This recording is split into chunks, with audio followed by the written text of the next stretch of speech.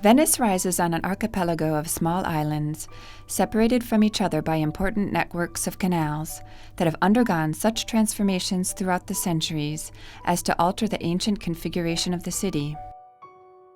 Venice, city of water, chosen by its first inhabitants because its position was impregnable to invaders, constitutes a unity of culture, art, and civilization. The Grand Canal, called the Canalazzo by Venetians, is a favorite way to admire Venice's beauty. Since the Middle Ages, many boats have traversed the canal, along which were initially located many mills activated by the tides, as well as the silk and wool manufacturers in the old arsenals of the Republic. Gradually transformed into a residential area, the largest palaces of the noble Venetian families were built, many of which have been converted today into luxury hotels, museums, and institutions. The highly ornate entrances to the sumptuous palaces face the water. The Grand Canal has an average depth of 5 meters, while its width varies, at some points reaching a maximum of 70 meters. The greatness achieved by the Venetian Republic can be observed along its entire course. The canal divides the historical center into 2 parts, flowing for approximately 4 kilometers in the form of an upside-down S. From the Santa Lucia train station, the Vaporetto public boat service goes to St. Mark's Square.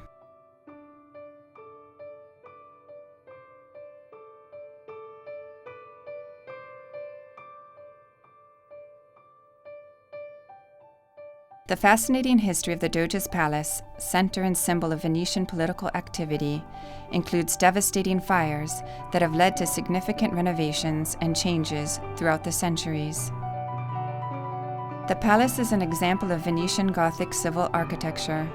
It was built in a grandiose layering of structural and ornamental elements, from its antique 14th century foundations to sumptuous Mannerist features, to the conspicuous Renaissance additions. The facade is covered in marble of various colors, pink marble from Verona and stone from Istria, forming small marble squares with diamonds and crosses. The building is regular in volume, opening out onto a portico on the ground level. The portico surrounds the part of the palace facing onto St. Mark's Basin in the square. The marvelous medieval complex is supported by imposing columns on the ground level.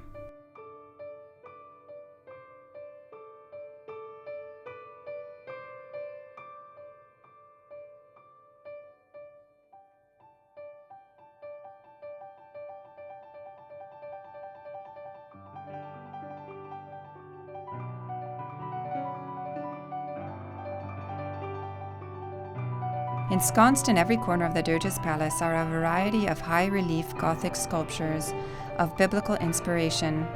The fall of Adam and Eve can be seen on the corner between the square and the dock.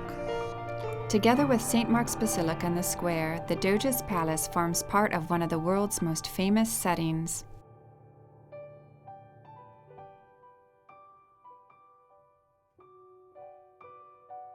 The large window that looks onto the square was opened in 1537.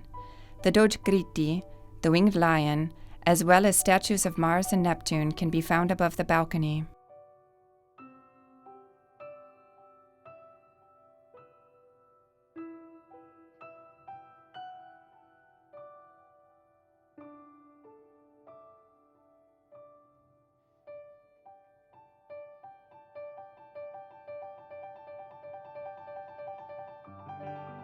The Porta della Carta, the door of the paper, is a monumental entrance to the palace. It was constructed in 1438 by Giovanni and Bartolomeo Bon. The sculpture of the Justice of Solomon faces the Porta della Carta.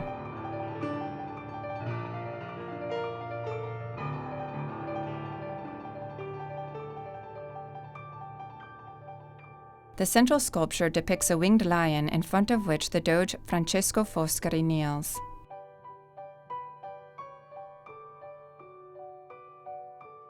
Above is the bust of Mark the Evangelist, over which looms the figure of Justice with sword and scales, his iconographic symbols.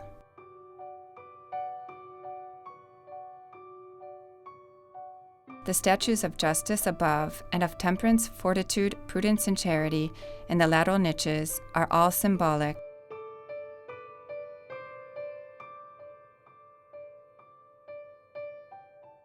St. Mark's Basilica is a monument of unique importance for the wealth of its history, as well as the majesty of its facade and interior. Along the southern or right side of the basilica lies one of the side entrances, in front of which rise two pilasters adorned in bas-relief, brought here by St. John of Acre in 1256. Some believe them to be from Syria, others of Byzantine Islamic origin.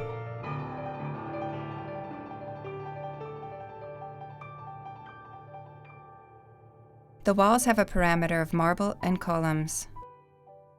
Vaults and small cupolas sparkle with mosaics from the Venetian Byzantine period of the 12th and 13th centuries. On the corner is a group in porphyry of the Tetrarchs, a Syrian work from the 4th century. These pilasters, called akritani, originated in Constantinople.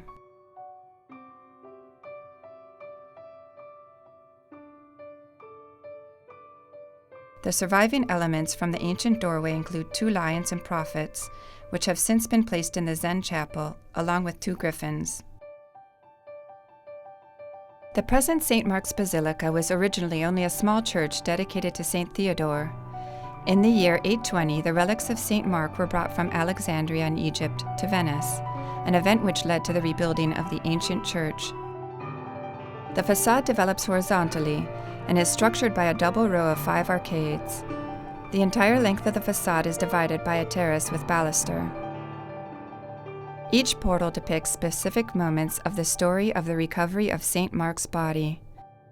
The first portrayal, starting from the right, is the work of Pietro Vecchio, the transportation of the body of St. Mark of Alexandria. The lower level reveals a complex interweaving of small protruding arcades and rows overlapped with columns, reliefs, and decorations. In the lunette of the second arcade, St. Mark's body honored by the Doge, on a cartoon by Sebastiano Ricci. The mosaics of St. Mark's Basilica offer the most significant testimony of Venice's history, aspirations, and faith, as well as the evolutions of its languages and the tendencies that have characterized its art.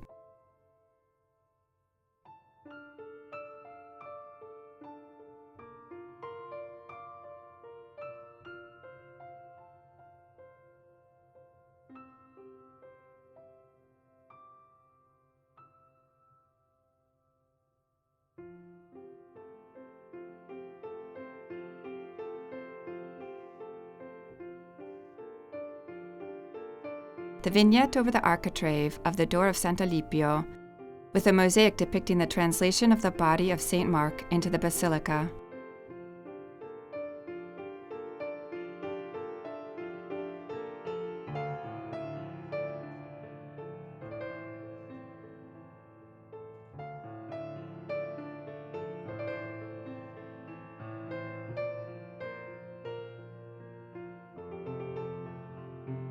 This door shows the Doge and the people of Venice receiving the body of St. Mark. The mosaics cover over 8,000 square meters of the walls, vaults, and cupolas of the basilica.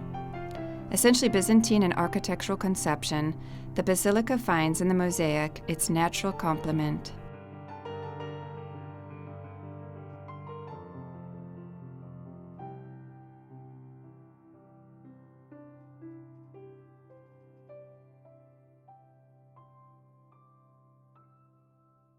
The tympanum at the center of the facade and above the great door boasts a splendid chariot pulled by 4 horses made of gold and bronze. It was part of the rich war booty brought back to Venice by the Venetians under the guidance of the Doge Enrico Dandolo. The winged lion, as St. Mark the Evangelist is represented iconically, is a symbol of the city of Venice and its ancient republic.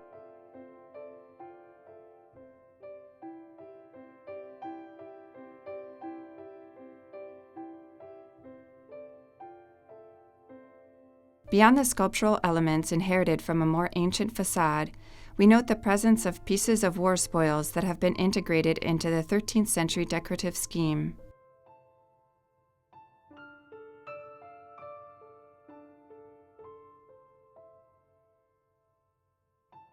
Following the wishes of the Senate of the Republic, the clock tower was executed according to the project, probably by Corussi. Its 2 side bodies were enlarged in 1506.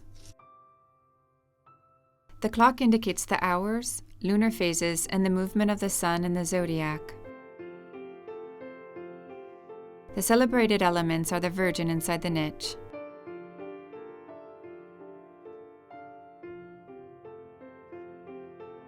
and the Lion of St. Mark.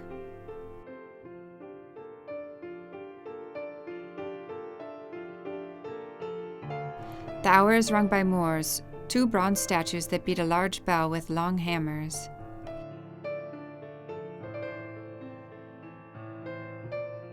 St. Mark's Square has always played a central role in the life of the city.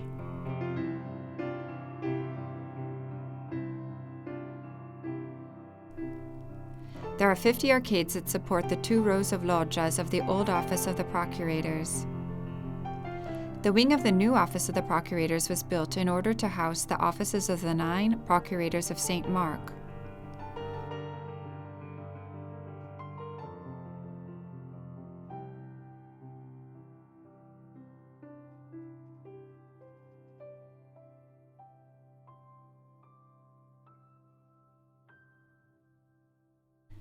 St. Mark's Bell Tower is a sturdy tower with a square layout, approximately 100 meters in height, including the crowning spire. An elaborate facade with 3 big arcades of columns of composite order and classical inspiration, the small loggia is the least architectural of the works of Jacopo Sansovino, displaying a sumptuous and colorful character so appropriate to its Venetian setting. The reliefs in marble, with allegoric figurations, represent the island of Heracleion, Venice under the form of justice, and the island of Cyprus.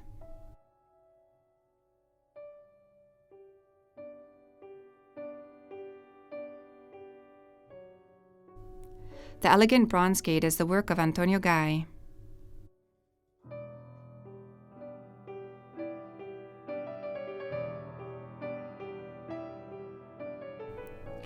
Venice's carnival is the most important and extravagant of the Venetian feasts, an enjoyable combination of tradition, spectacle, and history set in a unique city.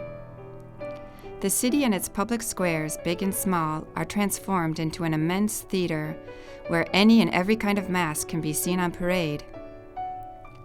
Carnival has ancient origins, a feast celebrating the passage from winter into spring.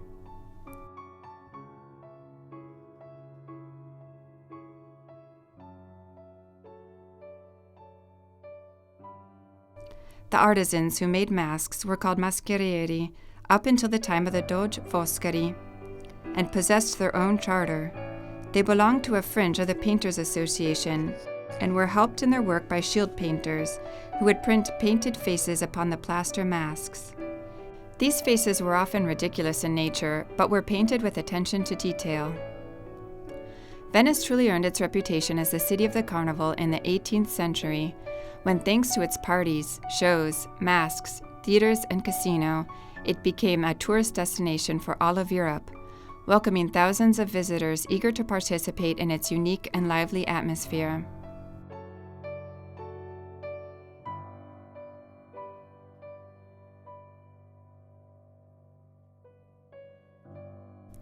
In Venice, a countless number of stores and workshops can be found that produce and sell papier-mâché masks of every shape and color, from those inspired by Venetian costumes or the characters of the Commedia dell'arte, to those that take the shapes of animals or current figures.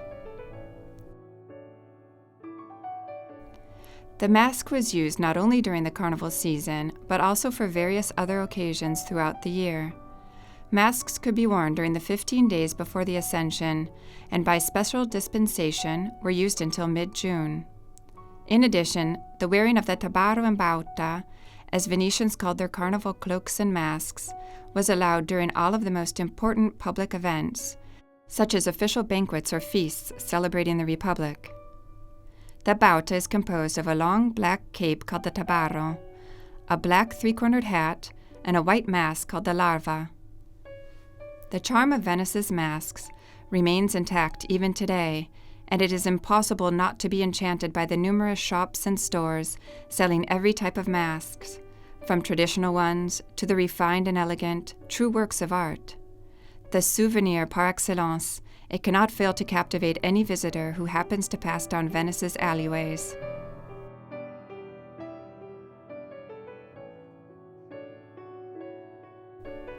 From the room at the top of the bell tower, a magnificent panorama can be had over the roofs of the Basilica, the Lagoon, and the city. From the Lagoon, St. Mark's Square displays a harmonious and composite image formed of the two famous columns that face St. Mark's Basin, which gives out onto the dock of the Doge's Palace. The Bridge of Sighs, composed of two superimposed corridors, served to connect the old prisons in the Doge's Palace to the new prisons, which were located on the other side of the Palace Canal.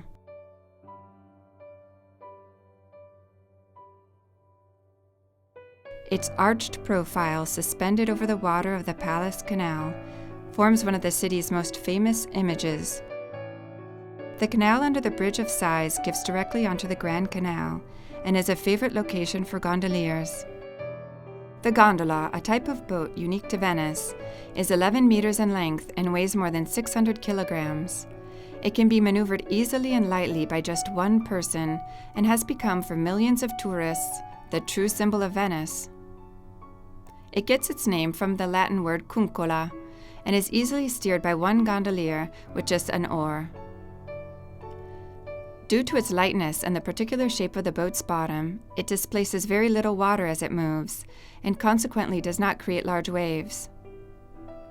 Its structure is asymmetrical, its left side wider than its right. The six-toothed iron at its prow represents Venice's 6 neighborhoods. The poop is made of just one piece of walnut, like an arm bent at the elbow. Its characteristic black color was given by order of the Magistrate of Pageantry, who sought to curtail the splendor with which nobles and the wealthy decorated their boats.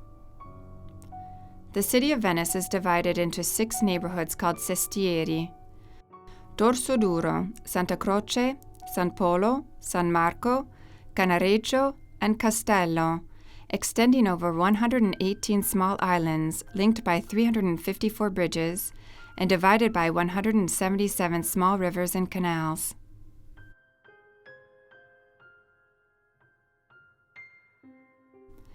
Venice is unique also in terms of urban territory. The system by which the city is crossed has its own nomenclature. The ri terra are filled in canals. The campo is a public square next to a church, while the campiello is a square between houses, onto which Venice's alleyways, or calli, generally lead. Street names were given according to the particular function they had in the past, such as Calle dei Fabbri, or Blacksmith Street, or because of a structural characteristic. For example, the Rio Terra is a canal that was filled in, while a Fondamenta is a street along a canal.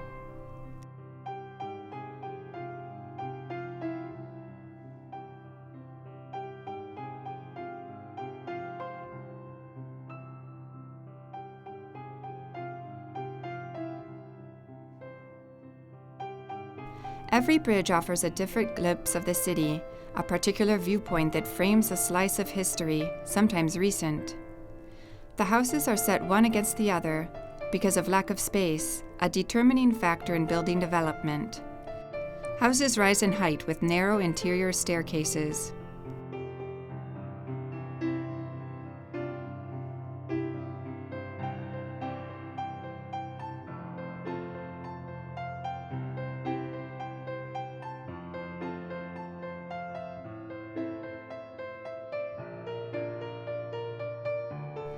Close to St. Mark's, the Fenice Theatre, built by a group of box holders, soon became the official theatre of the Venetian aristocracy, thanks to its elegant architectural and decorative appearance.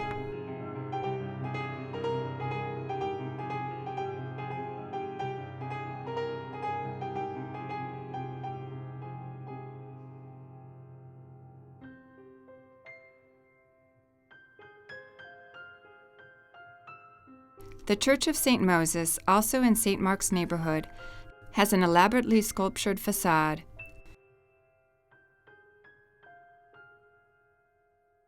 It was built in the second half of the 16th century by Alessandro Temignon, along with the sculptor Enrico Mehring.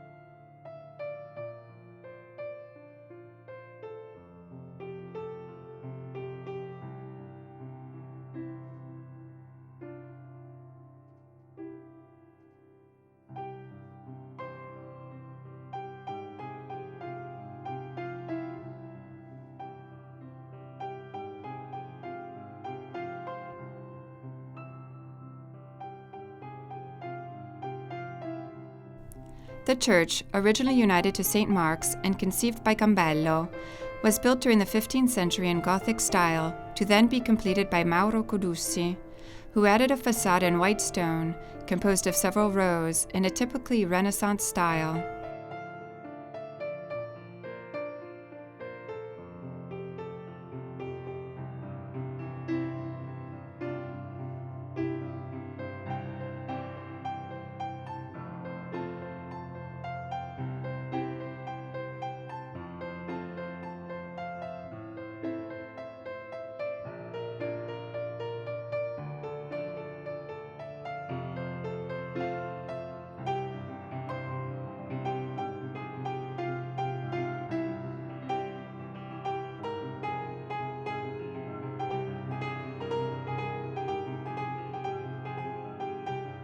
The Rialto is Venice's biggest bridge and crosses the Grand Canal in the Rialto area.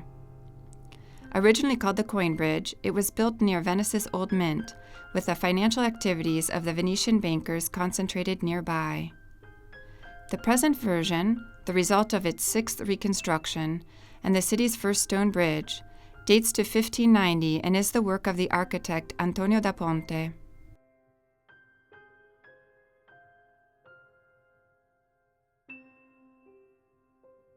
The entire length of the Grand Canal is lined with magnificent buildings, dating for the most part between the 12th and 18th centuries, and displays the well-being and art fostered by the Venetian Republic, making it one of the city's most important sites.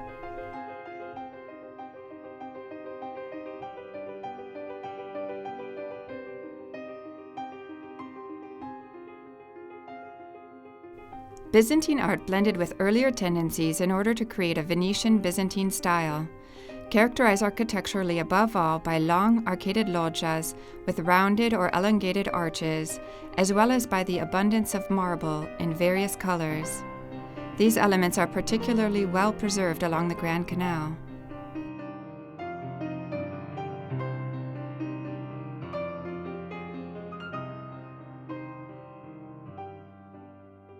The elegant form of the Rialto Bridge is divided into 12 symmetrically arranged double arcades that today host commercial activity dedicated to tourism.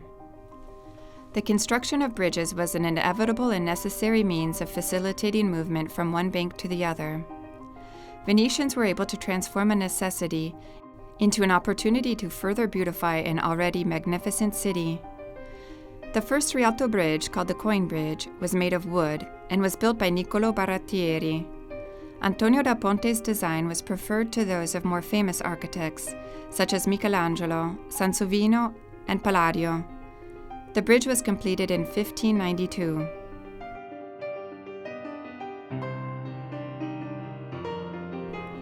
Bridges allow one to stroll through Venice looking at the canals and the splendid buildings from various viewpoints.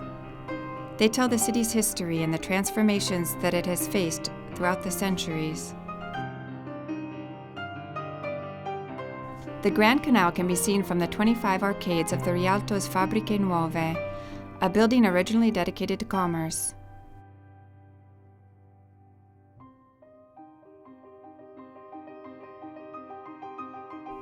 The palace was built between 1552 and 1555, according to a design by Jacopo Sansovino.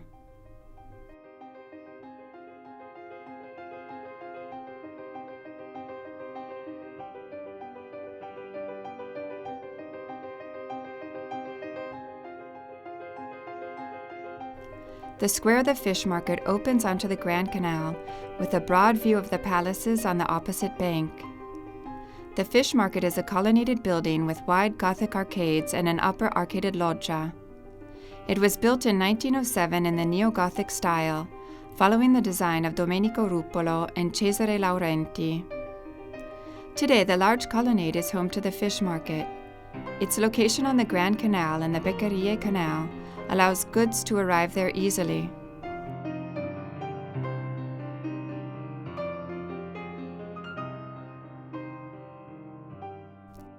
The Rialto Fish Market, together with the fruit and vegetable market located next to it, represents the true heart of the city. The Rialto Fish Market is comprised of dozens of stalls set up beneath two buildings. Thousands of Venetians flock there during the week to do their regular shopping, as do hundreds of tourists who come to admire this colorful and animated locale. The fish sold at the Rialto market is brought from wholesalers at the seafood market near the Tronchetto Island. These fish, crustaceans, and mollusks come from Venice's Lagoon, the Adriatic Sea, and even the Atlantic Ocean.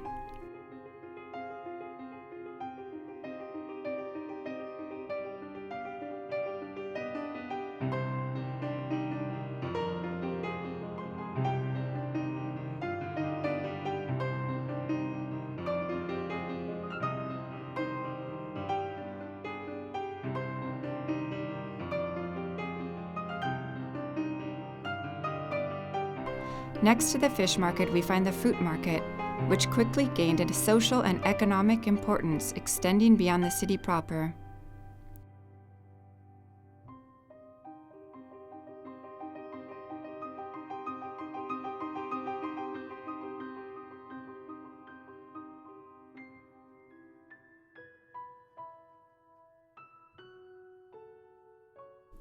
Near the markets and the Rialto Bridge stands the Church of St. James.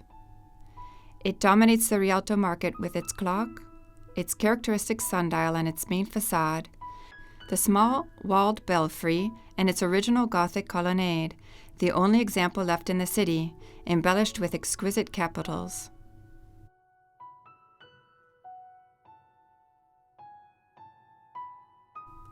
The church dates from the 11th century, and popular tradition has it that it is one of the city's oldest. Also in the Rialto quarter lies St. Apollinaire's Square, dominated by the facade of the church of the same name, which houses the city archives. The church of St. Apollinaire dates to the 11th century and was built by a family originally from Ravenna. Venice's pedestrian streets have various names. For example, a campo, literally field, refers to an area where vegetables were grown, as in the country.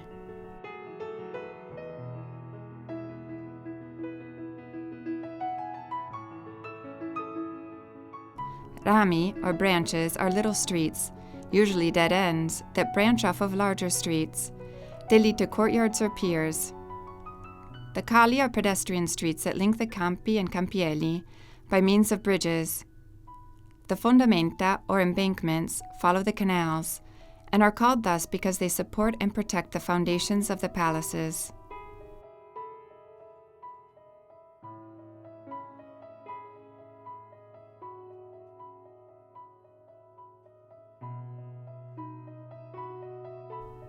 The Scalzi Bridge is located near the train station at the beginning of the Cannaregio neighborhood. The name of the neighborhood may come from the Reggio Canal.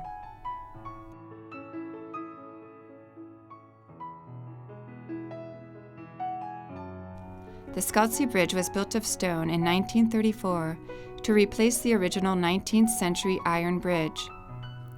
The Church of the Scalzi, or Discalced Carmelites, was designed by Baldassare Longhena with a facade designed by Giuseppe Sardi. The facade is in Carrara marble and dates from the years 1672 to 1680. It is 25 meters long, 26 meters high, and is composed of 4 parts. The trabeation has 8 columns and 3 niches. The central one is occupied by the Madonna and Child on throne. A solid and tall molded foundation, with the main door of wood and bronze at its center, it is reached by 3 steps. The Vaporetto, Venice's unique means of public transportation, is ever more present on the Grand Canal and offers the most practical means of reaching all of the city's principal locations. Its variety of architectural styles makes Venice unique. In addition to the Venetian Byzantine style, characterized above all by long loggias with rounded or elongated arches, as well as by the abundance of polychrome marbles, we also find the Venetian Gothic, Renaissance, and Baroque styles. The urban fabric is crossed not just by waterways, but is also completely surrounded by them. The shape of the city is comparable to a large fish, characterized by two peculiar and unique systems of moving through it, one by means of water and one that is exclusively pedestrian. The Ca' d'Oro, or House of Gold, called thus because of the ancient gilding that used to cover some parts of its facade, was built for Marino Contarini, son of Antonio Contarini, the procurator of St. Mark. The facade is an example of the Gothic Byzantine style. It is composed of white and red marble from Verona and is crowned by a series of spires. 2 rows of arched and lobed windows and a system of ornamental openings adorn the upper part of the palace, presenting an elaborate tracery decoration. The lower part presents an arcaded loggia with 5 arches and windows.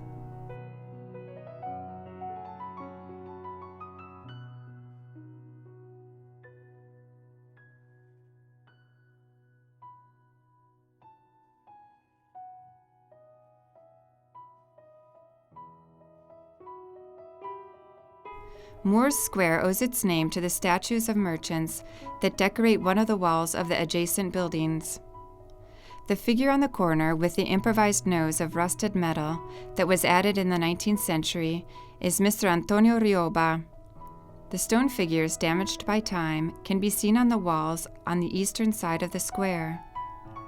Popular lore has it that the Moors were the 3 Mastelli brothers, originally from Morea, the name given to the Peloponnesus in the Middle Ages. It appears they were silk merchants who took refuge in Venice in 1112.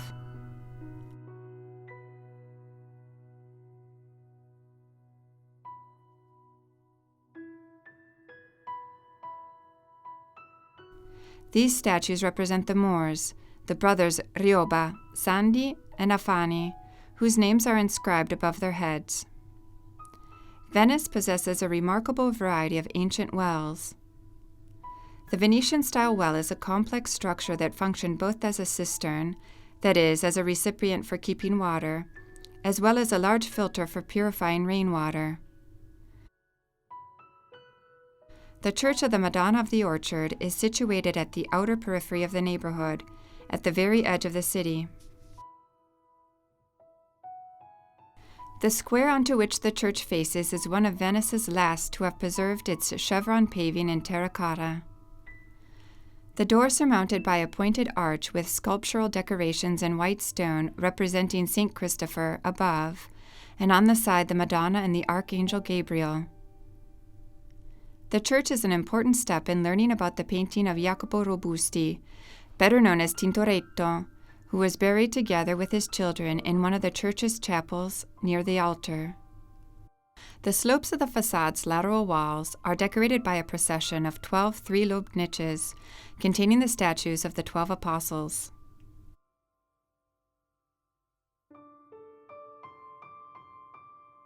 The Church of St. Mary of the Miracles is a small Renaissance jewel in the heart of Venice, in the neighborhood of Cannaregio.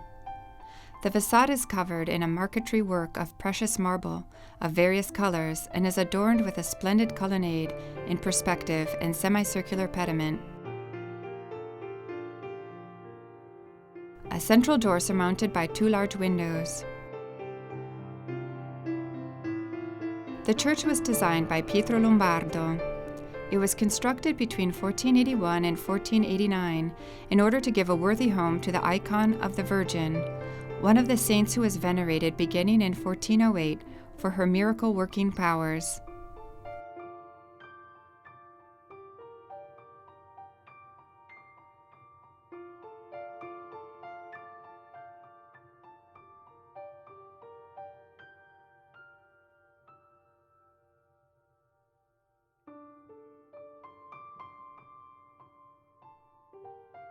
The Church of St. Mary of the Miracles is one of the buildings located near the only true street in Venice, which runs parallel to the Grand Canal, the Strada Nuova, or New Street. The city is crisscrossed by dozens of canals crowded by boats and gondolas. In Cannaregio's small Misericordia port, residents and fishermen find refuge for their boats. Covering a surface area of over 545 square kilometers, the lagoon is born where the Piave, Sila, Brenta, and Marzanego rivers meet the Adriatic Sea.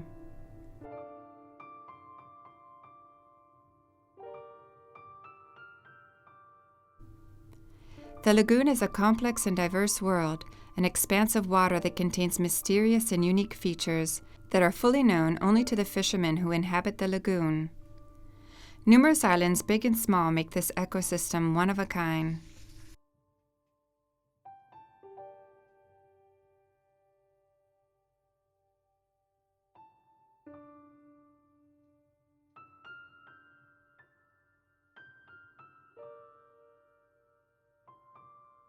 The Grand Canal forms the northern boundary of the Santa Croce neighborhood, which is connected to Cannaregio by the Scalzi Bridge and the Constitution Bridge.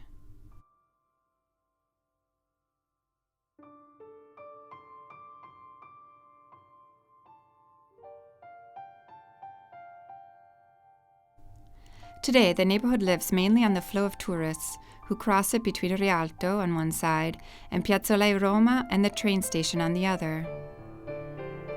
In the San Polo neighborhood, Ca' Pesaro, which now houses Venice's International Gallery of Modern Art, was designed in the 1600s by the architect Baldassare Lunghena on the wishes of the noble and very wealthy Pesaro family.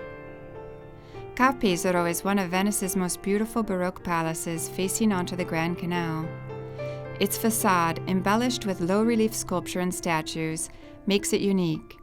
From its sumptuous exterior, the original opulence of its halls and rooms can be easily imagined.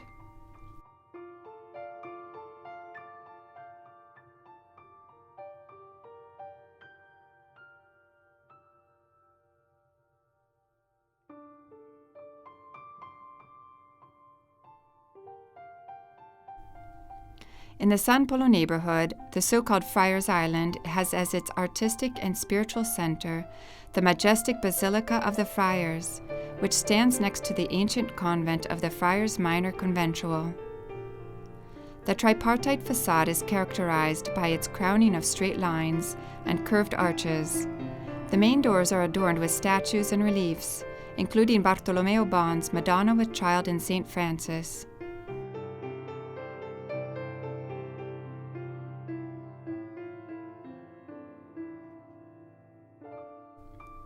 The soaring bell tower in the Venetian Gothic style was begun in 1361 by Jacopo Celega and completed in 1396 by his son Pierpaolo. The basilica was constructed in the 14th century by the Franciscans who had settled in Venice beginning in 1222. Rebuilt in the 15th century, it contains historical memories of the Republic, with paintings by major artists such as Titian and Bellini.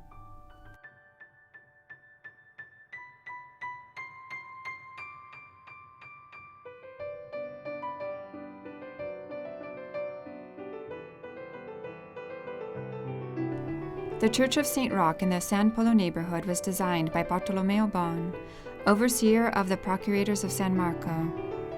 Of the original structure, only the apses and sculptures survive. The rest was rebuilt by Scalfarotto in the first half of the 18th century. While the facade was constructed between 1765 and 1771, following the design of Bernardino Maccaruzzi.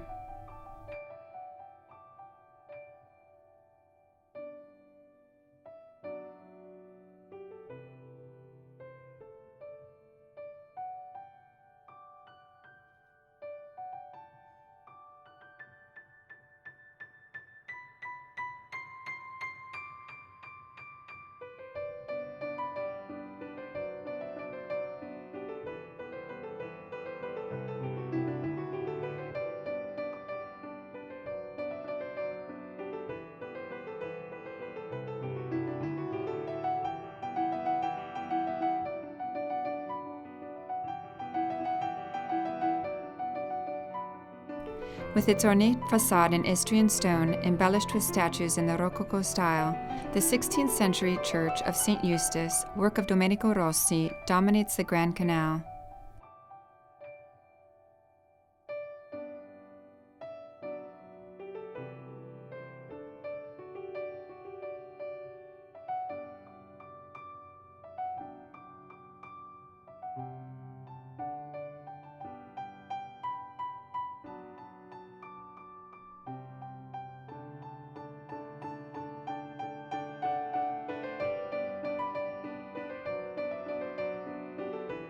The building complex of the School of St. John the Evangelist is the result of a century-long flux of architectural and decorative work. The marble transom on the church's exterior is an architectural composition and a masterpiece of Venetian Renaissance sculpture. It presents symbols of the school and its patron, such as the cross, the eagle, and books.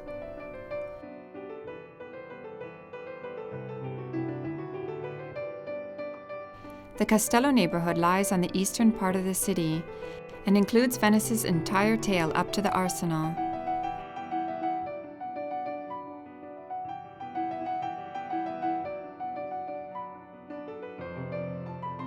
The Arsenal was already the heart of the Venetian naval industry in the early years of the 12th century, when the Doge established a naval shipyard near St. Mark's Square. It is linked to the most prosperous period of the Venetian Republic. The pedestrian entrance is on the left and is called the Lion's Gate. The railings are adorned with 8 allegorical statues representing abundance, vigilance, the goddess Bellona, Neptune, Mars, and Justice. There are also 4 marble lions brought from Greece at the end of the 1600s. The statue of Saint Justine stands above the door.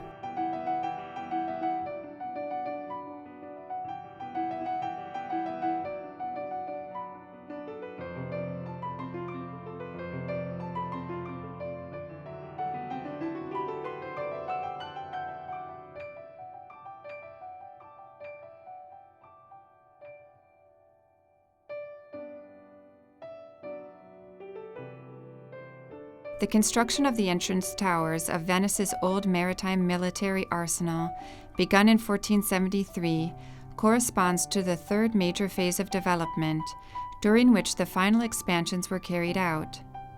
These works include the construction of external housing for the workers, public ovens, and storehouses for grain and naval warships.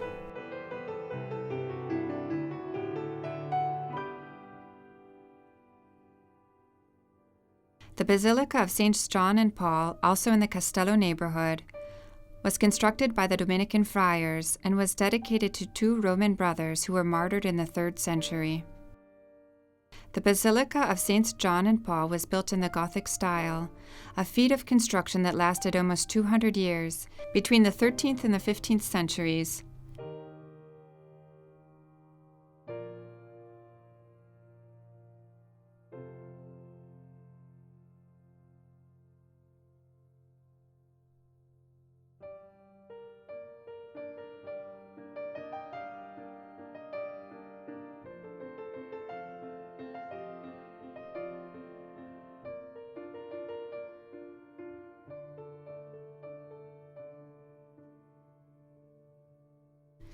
The lower part of the facade belongs to the earliest 13th century phase of construction, while the style of the portal, originally planned as part of the facade's marble facing but never realized, represents the height of the transition between Gothic and Renaissance. The square in front of the basilica is one of the largest in Venice. In the middle of the square, on a foundation of polychromatic marble, stands a work by Verrocchio, an equestrian monument dedicated to Bartolomeo Colleoni.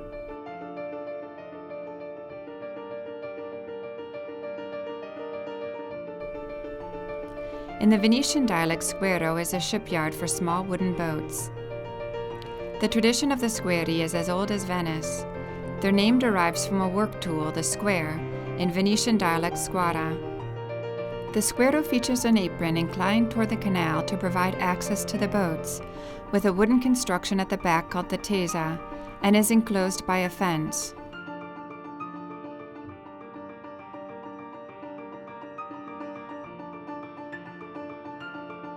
In Artisans' Venice, gondolas have been constructed, repaired, and cleaned since the 17th century in front of an unexpected wooden chalet just like those of the Cadore, the region from which many of Venice's workers hailed.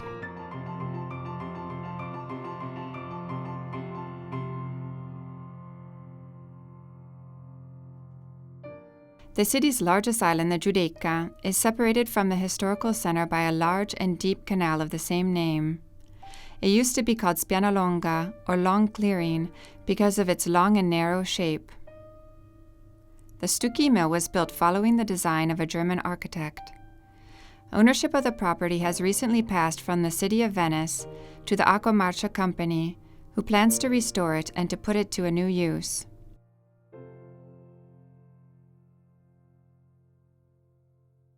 The name since changed to Giudecca, from which comes the current name Giudecca, perhaps from the so-called Giudigai, that is, those judged by the Doge's courts. A short distance from the historical city lies the Venice of the lagoons and its islands. It is a Venice where nature dominates, but where traces of history recount the very origins of the city, its most distant past.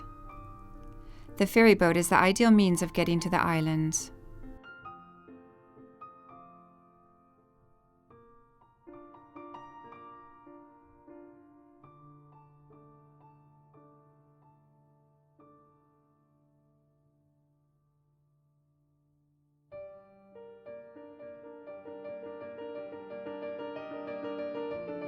The first island to be reached is that of St. Michael, Venice's ancient cemetery, the first stop on our journey of discovery of the Northern Lagoon.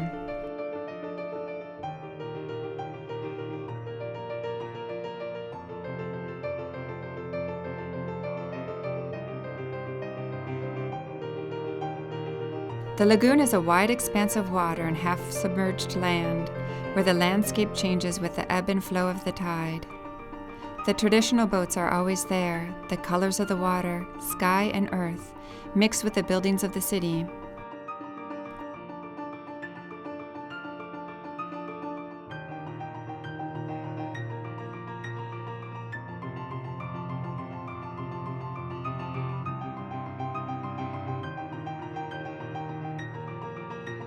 Refuge and haven for refugees from the mainland searching for shelter from the barbarian invasions, Murano, whose ancient name was Amuranium, grew in prosperity and reached its splendor in the 16th century.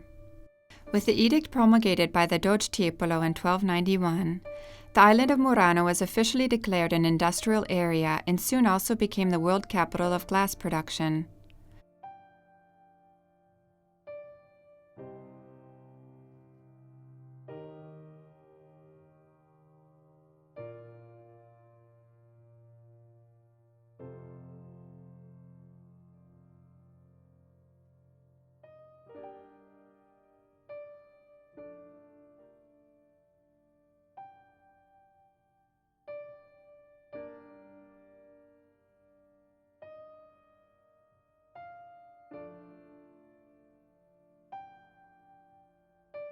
Murano's Church of Saints Mary and Donatus is an important site of worship and one of the lagoon's greatest examples of Romanesque architecture. The church's bell tower has a basilican layout. On the exterior, the arched loggias and the double band decorated with triangles participate in exalting the contrast in color between the red brick and the white marble.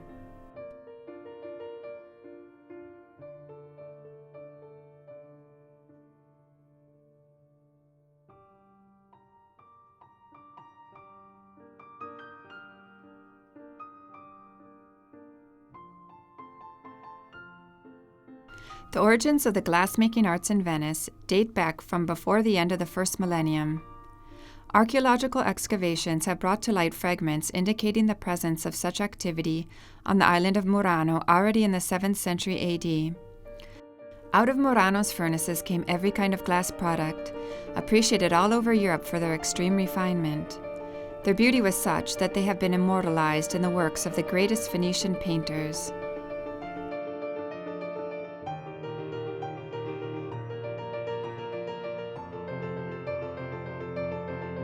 Venetian glass boasts a tradition over 1,000 years old. The first document providing evidence of glassmaking activity in Venice dates to 982.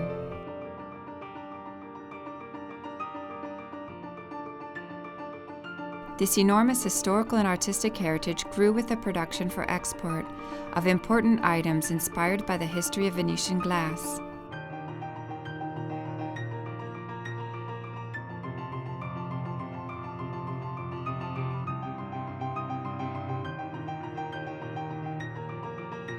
Glass manufacturing at the artisan level has not changed with the passage of time. Its unique shapes are created by blowing the glass by mouth, following Murano's ancient traditions.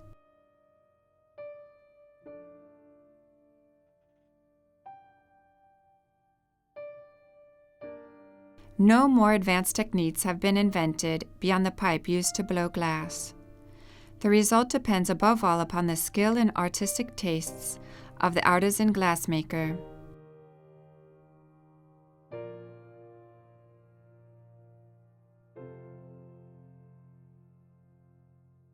In order to create an object, the crucible where the glass preparation is made is taken out of the oven. Using the very end of a glass blowing pipe, the master extracts from this mixture the amount of material, still boiling hot and incandescent, he judges necessary. Out of the drop of glass called the bubble, and with a series of quick movements, blowing into the tube while at the same time rotating it, he shapes the object he wishes to obtain, helping the process along with tongs and scissors.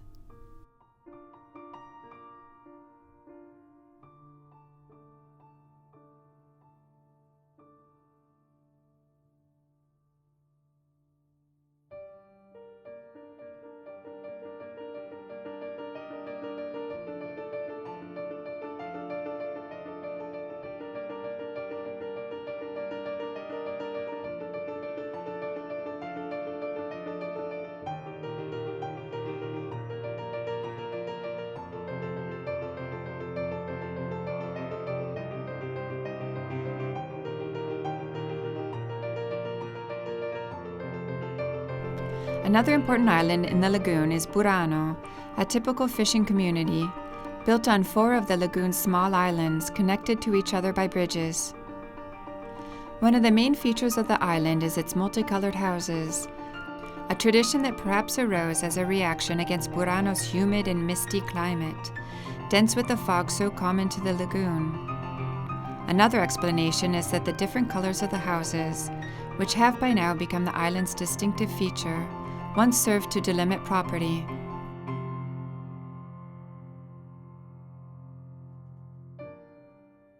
The white squares of doors and windows stand out against the house's colored walls, while bedsheets hung out to dry flutter in the wind.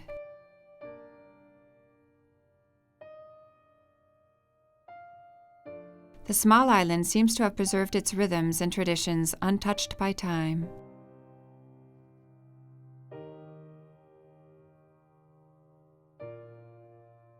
Burano's particular atmosphere comes from the uniqueness of its setting, from the intimate connection between its inhabitants and the lagoon.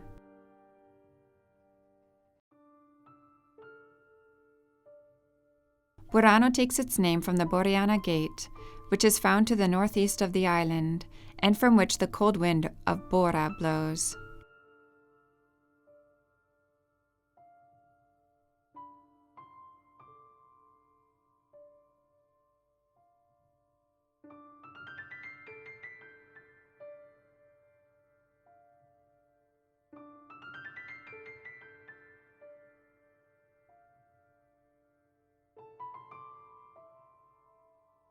Beyond commercial fishing activity and naturally that of tourism, the island's economy is linked above all to the extremely ancient tradition of lace making. Galuppi Square with its shops, where one can watch lace being made. In Venice, the art of lace making began during the Renaissance. It was an art first practiced mainly by noble women, and later expanded to the other social classes. The work is done using needle and thread without the support of a cloth. It was accomplished with the so-called point in the air. In so doing, all sorts of patterns were carried out, such as geometric designs, flowers, animals, spirals, and racemes. Lace making requires more than 6 distinct steps that traditionally were, and still are, carried out by different people. Historically, lace appeared in Venice in the 15th century and is first documented in a painting by Carpaccio.